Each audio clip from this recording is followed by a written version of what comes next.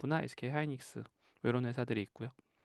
그리고 외국계에서는 이제 마이크론이나 뭐 일본의 라피더스, 뭐 중국의 창신반도체 이런 회사들이 있는데 유일하게 이제 시스템 반도체 회사인데 인텔이라는 회사는 시스템 반도체 회사임에도 불구하고 IDM 형태를 띠고 있죠. 근데 이건 뭐 특별한 이유는 없고요.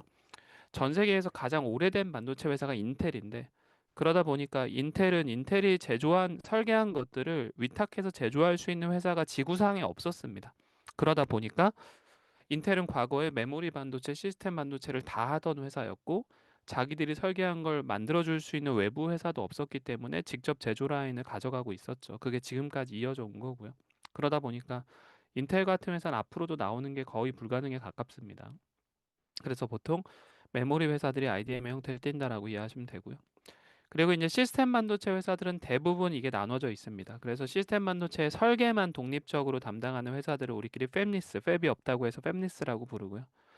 우리나라가 좀 제일 열악한 영역이 이 팹리스입니다. 그래서 실제로 우리나라가 IDM의 시장에서는 전체 70% 넘게 석권을 하고 있고 파운드리 쪽에서도 나름 선전을 하고 있지만 사실 팹리스 분야에서는 점유율이 3% 정도밖에 안 되죠. IDM이 70%임에 불구하고 파운드리도 20% 넘게 가져가고 있음에도 불구하고 우리나라는 시스템 반도체에 대한 설계 전문성이 매우 떨어진다.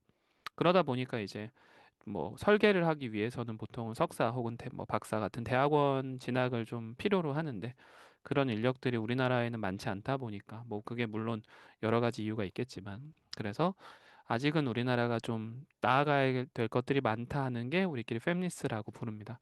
그래서 그나마 국내에 있는 대기업이 몇 군데 없죠. 삼성전자의 시스템 LSI 사업부 혹은 LX 세미콘 정도만 대기업이지 나머지 회사들은 대부분 규모가 크진 않습니다. 뭐 아까도 얘기했다시피 메모리 반도체 설계는 다 IDM에서 하고 시스템 반도체 설계들 하고 있는데 최근 들어서 좀 많이 생기고 있죠. 뭐 관심 있는 친구들 알겠지만 뭐 차량용 반도체를 주로 하는 텔레칩스라든지 혹은 뭐 리벨리온이라든지 퓨리오사라든지 그죠?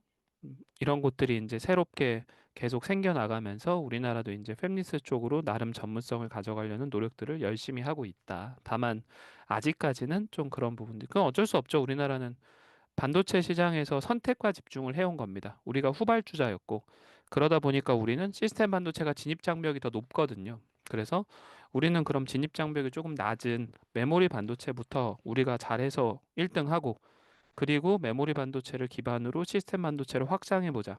이런 움직임들이 나온 게 불과 한 7, 8년 정도밖에 안 됐습니다. 그러다 보니까 앞으로 좀 갈 길이 멀긴 합니다. 그리고 이제 대부분 팹리스 회사 중에 유명한 곳들은 미국 회사들입니다. 그래서 미국이 팹리스 시장 전체의 80%, 뭐 70%, 80% 석권하고 있기 때문에 다들 이름 들어봐서 알고 있는 뭐 엔비디아, 뭐 AMD, 퀄컴, 애플 뭐 이런 회사들이 다 굉장히 유명한 팹리스 회사들이죠. 이런 회사들이 GPU라든지 뭐 CPU라든지 혹은 모바일 AP라든지 5G 모뎀 뭐 이런 것들을 제조하는 이런 설계하는 이런 회사들이고요. 그리고 이제 2등은 대만입니다. 대만에도 몇몇 회사들이 존재해요. 그리고 이제 설계만 하는 회사들이 있다는 건 독립적으로 제조만 하는 회사들이 있다는 뜻이죠. 그래서 제조만 하는 회사들을 우리끼리 파운드리라고 부르고요.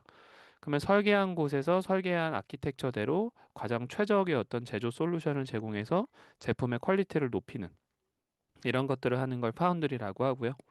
우리나라가 뭐 최근에 가장 집중하고 있는 분야 중에 하나이기도 합니다. 그래서 하이닉스도 파운드리 관련된 회사들을 좀 자회사로 두고 키우려고 하고 있고 삼성전자는 아예 삼성전자의 파운드리 사업부라는 곳이 존재합니다. 그래서 그런 곳들이 있고 그리고 우리나라에선 그래서 삼성전자의 파운드리 사업부랑 DB 하이텍, 뭐 키파운드리 이런 곳이 유명하죠. 그래서 사실 삼성전자는 하이엔드 라인업, 그래서 고가 라인업들을 주로 위탁 생산하고요.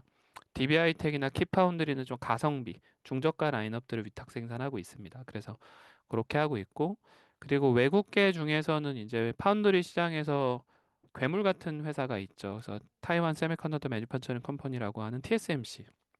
그래서 대만 반도체 제조 회사라는 뜻이죠. 그래서 TSMC가 파운드리 시장의 한 65에서 70% 정도를 단일 회사인데 석권하고 있습니다. 대단한 회사죠. 우리나라도 사실은 메모리 반도체 잘한다고 하지만 우리는 삼성전자 하이닉스 양대장이 있는 건데 대만은 이제 TSMC라는 하나의 회사가 실제로 그래서 대만 경제에 끼치는 기여도가 한국 경제 삼전 한익이 끼치는 기여도보다 TSMC가 대만 경제에 끼치는 기여도가 더 크다고 합니다. 그리고 뭐 글로벌 파운드리, UMC 이런 회사들이 있는데 이런 회사들은 뭐 TSMC에 비해서는